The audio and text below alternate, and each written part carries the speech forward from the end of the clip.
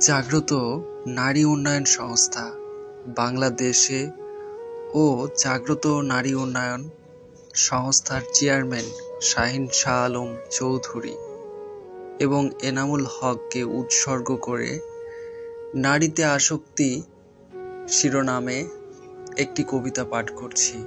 আমি আদনান হাবিব। আমি নারী, আমার বুকে ভালোবাসার রংধনুর মতো অনেক আকাশ। তুমি কোন আকাশে আসবে ভালোবাসার স্নিগ্ধ সুন্দর পরমা নিয়ে?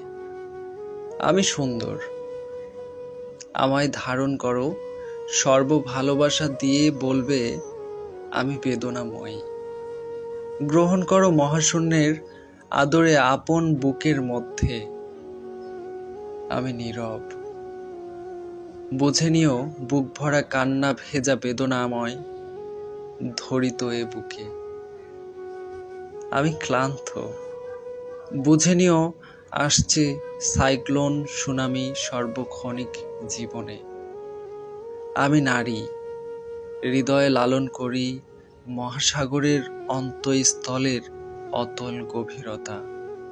পারব কি ডুব সাঁতার দিয়ে আপন মুক্তটাকে ক্ষণ জীবনের সাথী করে নিতে? আমরা দুজনা যদি ভালোবাসার রং তুলি দিয়ে সাজাই জীবনের স্বপ্ন বাগান, সেই বাগানে ফুটবে হাজারো পদ্ম গোলাপ।